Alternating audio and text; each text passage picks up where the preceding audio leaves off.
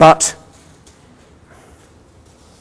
they would, of course, not be gods, and this is the important point that I want to leave you with. However godlike they might appear, they would surely obey Arthur C. Clarke's third law: any sufficiently advanced technology is indistinguishable from magic. They would be even more advanced than us, than we are advanced over medieval peasants. And if we were suddenly to fly to the Middle Ages in a Boeing 747 and get out our laptop computers and our cell phones, we would undoubtedly be worshipped as gods. So the same thing would apply if we were to meet a superior technology. But it would not be gods for the very simple reason that this superior civilization, the superior species of life, would have to have evolved by some form of gradual process, probably, in my guess, rather similar to Darwinian natural selection. But if not Darwinian natural selection, then some kind of crane, as Dan Dennett calls it, as opposed to skyhook.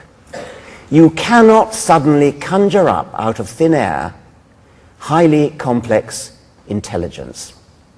If there's one thing we've learned, if there's one aspect of consciousness that's been raised by Darwin, it is that complexity, intelligence, everything that goes with it, has to come about by slow, gradual degrees from simple beginnings. It doesn't matter how godlike the aliens from outer space may be, they will have evolved or come about by some kind of crane, some kind of gradual, incremental, explicable process, as opposed to a skyhook. And that is what I actually said to Ben Stein. They actually didn't even cut that bit. They apparently didn't even realize that that was the bit to cut. I made that point.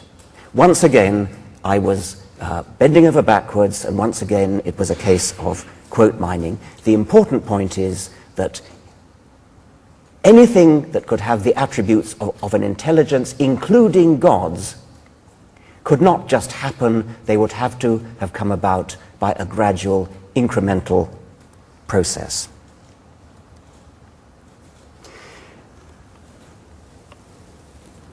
When I said that, however improbable the origin of life might be, even if this is the only planet in the universe that has life, I was invoking the anthropic principle.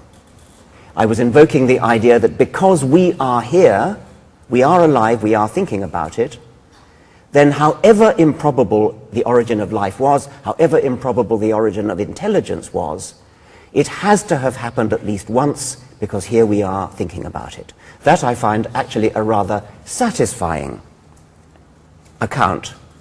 I don't believe it, because I think that life is much more improbable than that. But even if we are the only planet in the universe that has life, I myself am satisfied by the anthropic principle for accounting for the fact that we have life here.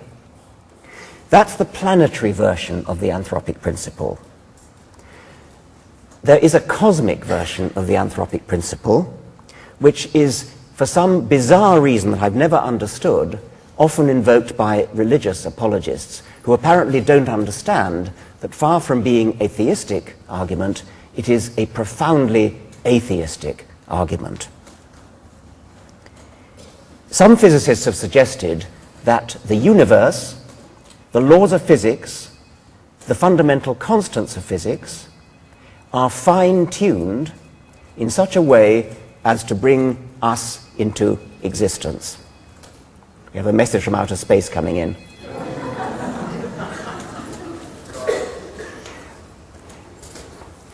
There are physicists who will tell you that if you take about half a dozen physical constants, these are constants that physicists have no explanation for, they just accept that these numbers have the values that they do, and they then do theoretical calculations using their models to say if any one of these half dozen constants was ever so slightly varied, then the universe as we know it would not be possible. For example, if the gravitational constant was a little bit different, there would be no stars, there would be no galaxies, the entire universe would just be a uniform splurge of hydrogen, for example. You wouldn't have stars, you wouldn't have chemistry, you wouldn't have the formation of the heavier elements, you couldn't have life. And they do the same trick for half a dozen other physical constants. A good example is Martin Rees, the present Astronomer Royal, in his book Just Six Numbers. If the constants of the universe are indeed fine-tuned, how do we explain it? How do we explain the appearance that the universe is tuned to bring us into existence? Well, theists say God did it. God twiddled the knobs and tuned the physical constants to have exactly the right values. That, of course, is no explanation at all, because it leaves unexplained the tuner. It's just pushing the problem back one step. So we can instantly discount explanation number one. Explanation number two is adopted by physicists, I think Steven Weinberg, who was quoted earlier in this conference.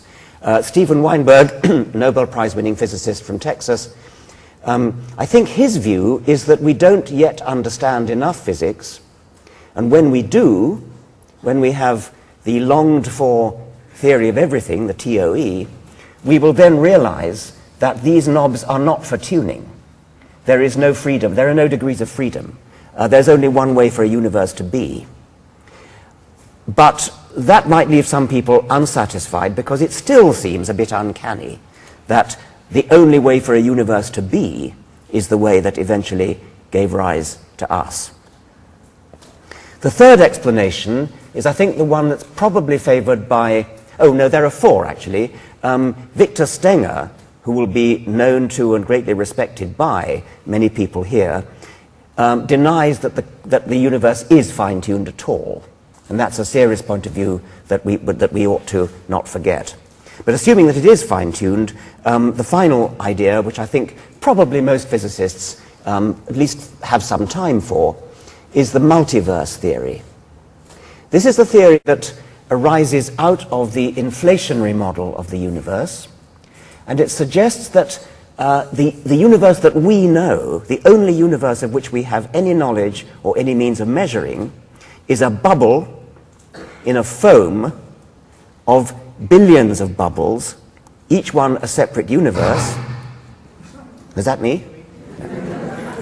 Each one a separate universe, and each one having a different set of physical laws and constants.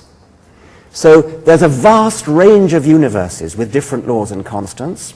A tiny minority of those universes have their constants tuned in such a way that the universe lasts more than a picosecond, lasts long enough to make galaxies, lasts long enough to make stars, long enough to make chemistry, and to let the evolution of life happen. A tiny minority of universes in this bubbling foam have what it takes, and then the anthropic principle kicks in.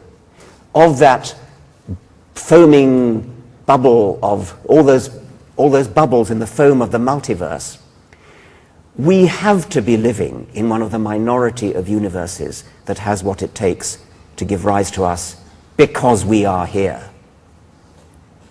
Once again, physicists find that a bit of a stretch. They find it not exactly implausible, but they think of it as a bit of a cop-out. I actually think it's rather an elegant explanation, and I think it's probably true, but I don't know enough physics to know. Yeah, I think I'll just go on to the final science fiction speculation that it's kind of rounding off this theme of the theological implications of science fiction. Another science fiction theme explored by Daniel Galloy, who is another of my favorite science fiction authors, in his third book. I can't remember the title, sorry. His idea, and it's been used by others as well, is that our world may be a gigantic computer simulation in a computer elsewhere in the universe. We are virtual creatures. We're living in a virtual world.